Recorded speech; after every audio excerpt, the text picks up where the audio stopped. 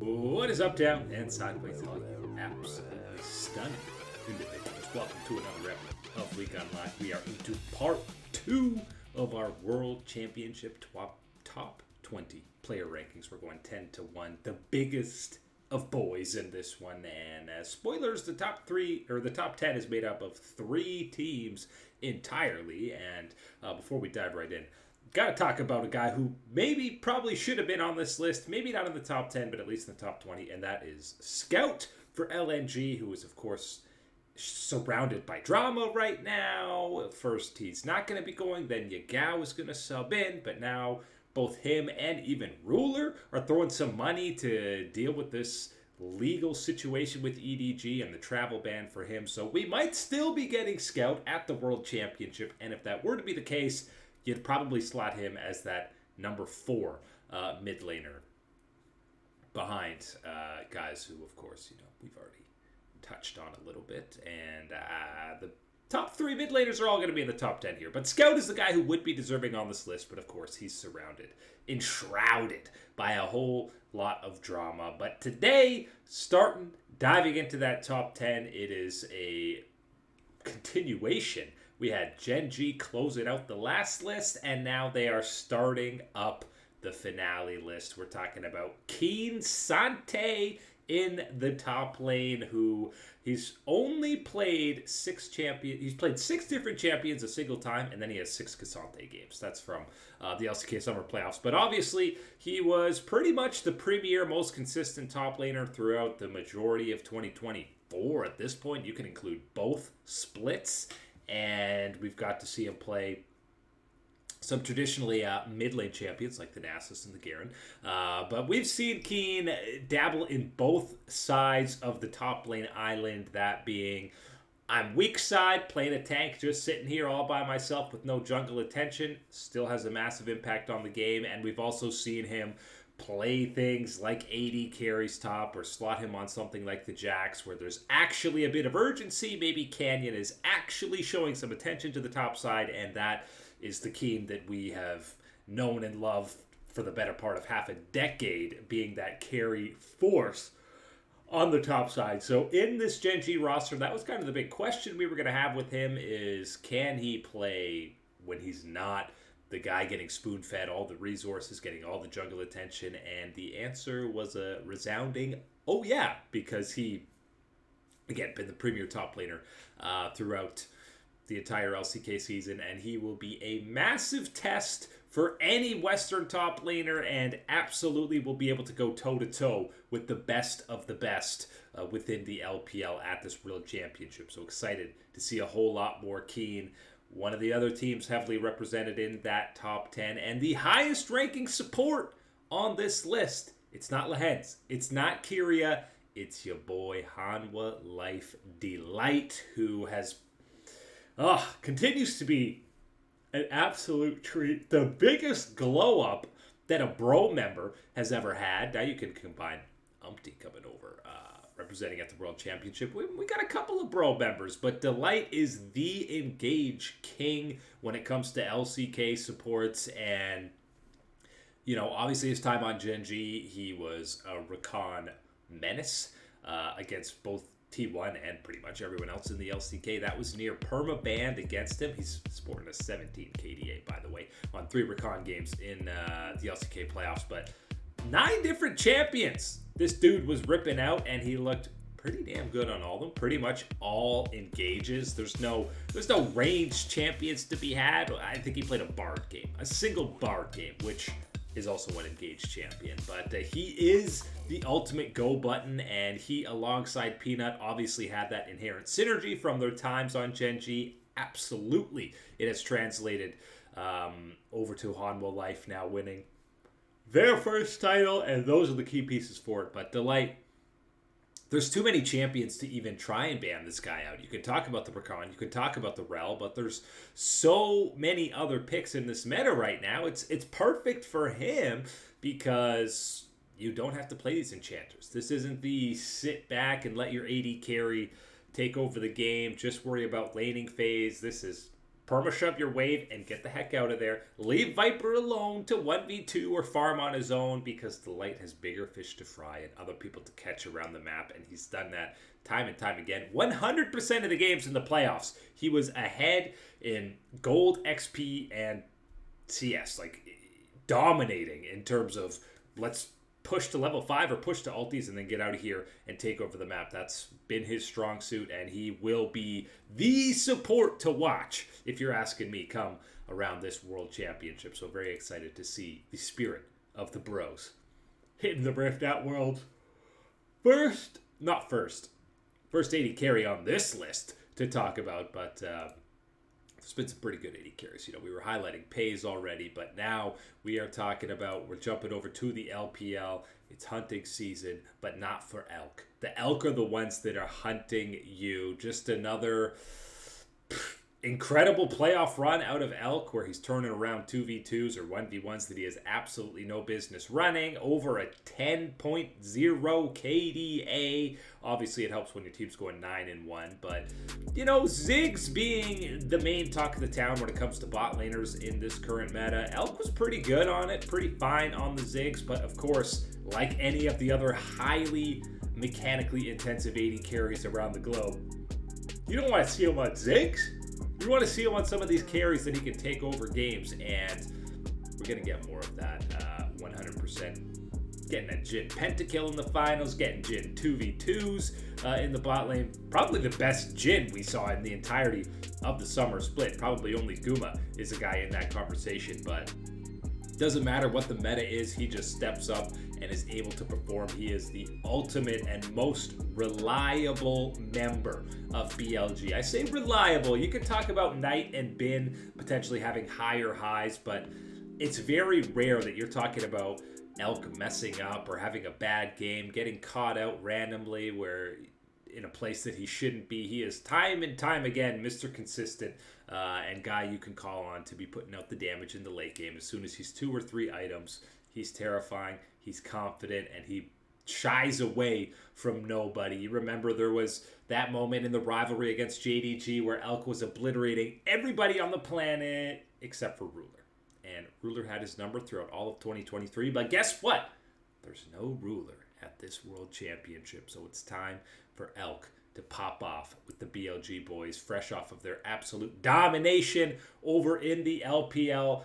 Elk's been amazing, but another guy just ever so slightly ahead of him, and that you're feeling even more terrified of. And I'd honestly accept the argument between him and Viper. Maybe you're ranking one higher than the other, but they are the consensus number 1, number 2 AD carries coming into this event. We got a pretty wide range of champions out of Viper in this playoff push, and he was maybe the best Ziggs in the LCK. My guy was doing silly numbers, like ARAM types of numbers on the Ziggs, and obviously Hanwha Life knew how to play around him, but again, another guy you want to be seeing on the more aggressive picks. He's got game-saving moments on Ashe against Gen G. He can take over a team fight even if he's the guy dying on something like a Kai'Sa where he's diving into the back lane. It's just the absolute confidence that he's playing with right now, and obviously a lot of that is he's got a team. It's been like, save from that EDG run where he won his first and only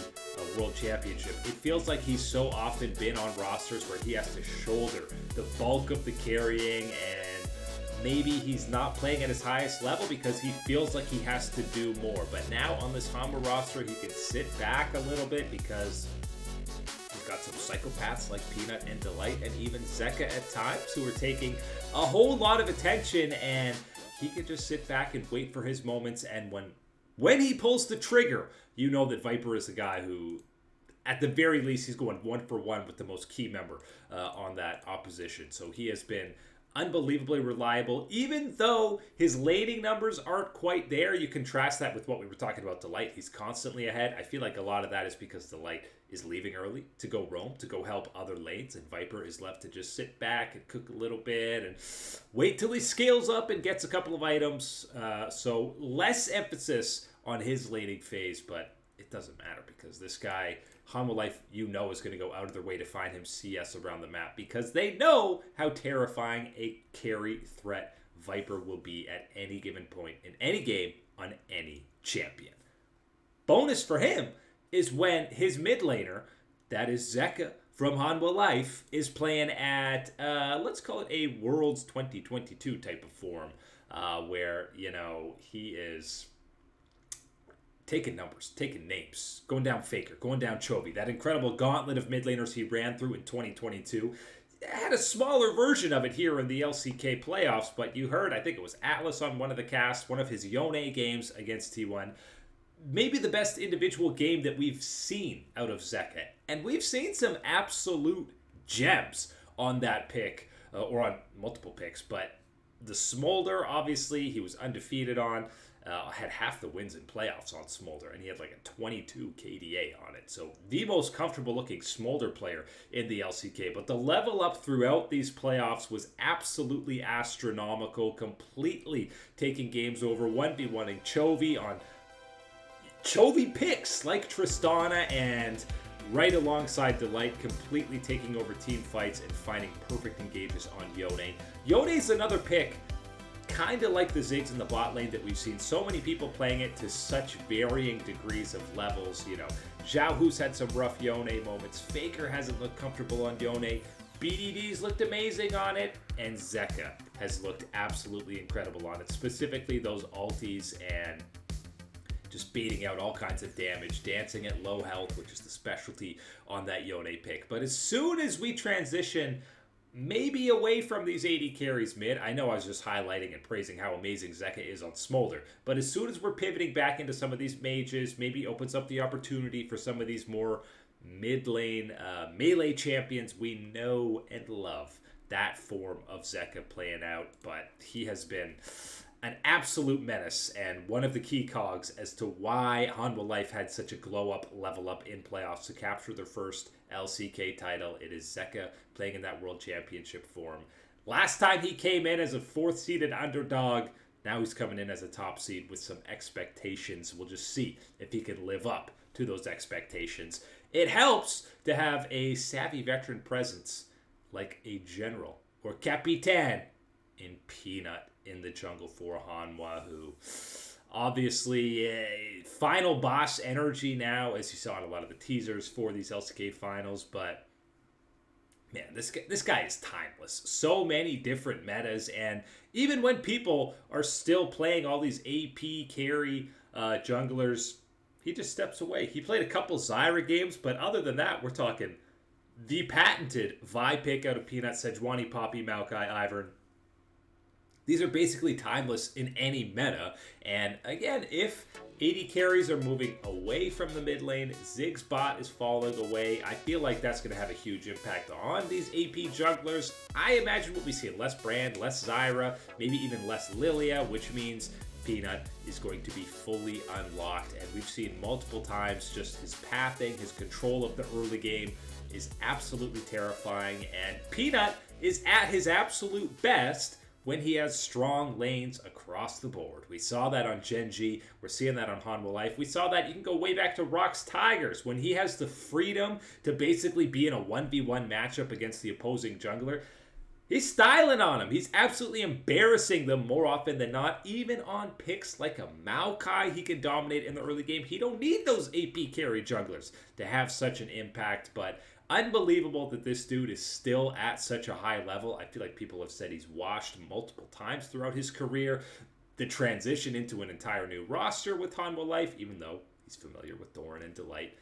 Unbelievable that he's still playing at this high a level. Like, we're talking about this guy as a top 5 player heading into the World Championship nearly 8 years after we were talking about him as being maybe the best jungler at the event on those Rocks Tigers. So absolutely incredible stuff out of Peanut, and one of, if not the best player maybe, to never win a world championship. Maybe this is the year for Hanwha Life.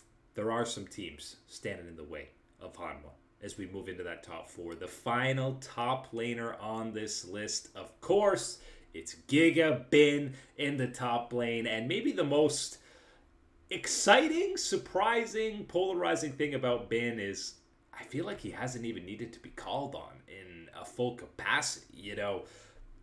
they weren't that tested in the LPL playoffs. You can go back to what we were seeing out of MSI Bin, where we were seeing him pop off on the Camille and take over games, having incredible engages with Knight, but he played 6 Renekton games in this playoff run for BLG, who only played 10 games and won 9 of them. But 6 Renekton games, and, we've seen him do some damage on the Croc, but we're waiting for Bin to need to cook something up for BLG, where they need that little extra oomph, a little special sauce to come out. Something like the Camille, some pocket pick for him, something that's not Cassante or Renekton.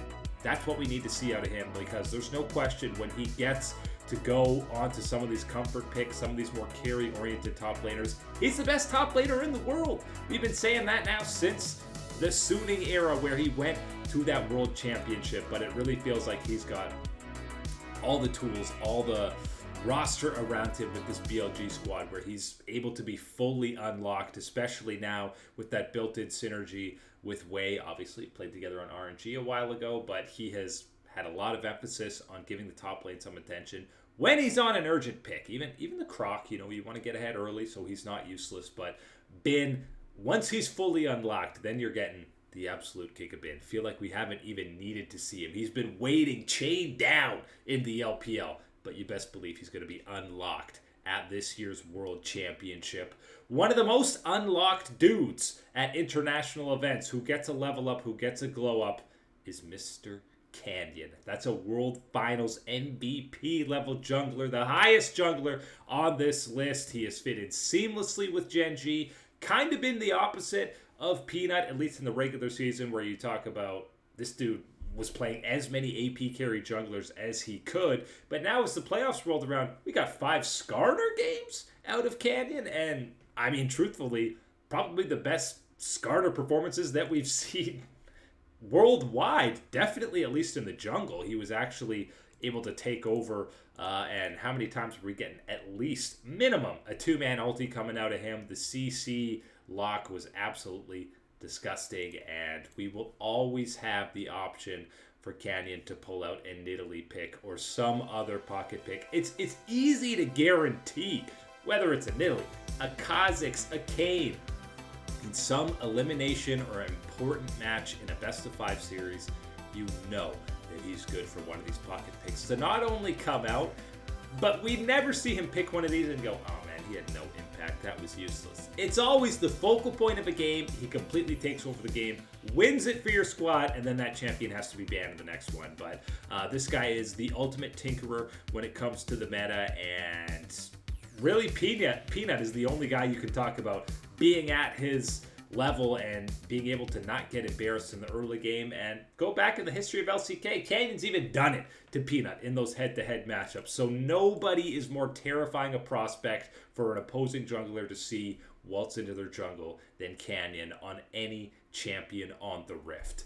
2 players left on the list, and spoilers, they are both mid laners. We waited a long time to actually unleash these mid lane players to talk about, and first and foremost in the 2 spot, it is BLG Knight, who honestly, in spring, maybe even a bit of the regular season, you were kind of waiting for some of these Knight moments to pop off, but the second half of summer, especially in the playoffs, well, you got to see many moments of them. Even though he played almost exclusively AD carries in this playoff push, the lone game that wasn't, it was Yasuo mid. That was also the lone game that BLG lost in the playoffs, but we'll ignore that one. It doesn't matter if it's laning phase, team fight prowess. We know what Knight is capable of, and I mean, he's fitted seamlessly in these AD carry roles. I don't even want to say it's going to be a detriment when they fall out of the meta, because something like Syndra, Azir, whatever comes back in,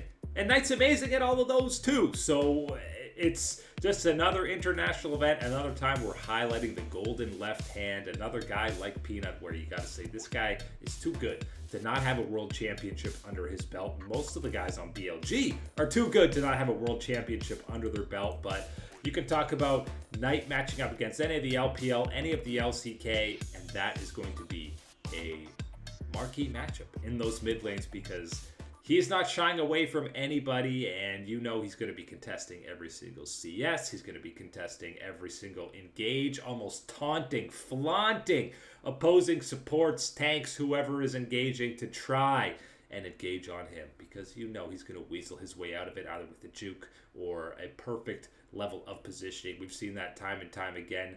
Nobody called this guy a choker, because he is an absolute menace and gets it done when it matters most, much like the number one guy on this list. And I think pretty consensus people are going to have Chovy as the number one player coming into this tournament, even though they lost in those finals, even though Zeka had some outshining moments in those grand finals. We're talking about the guy who won back-to-back MVPs this year in the LCK, a guy who has thrived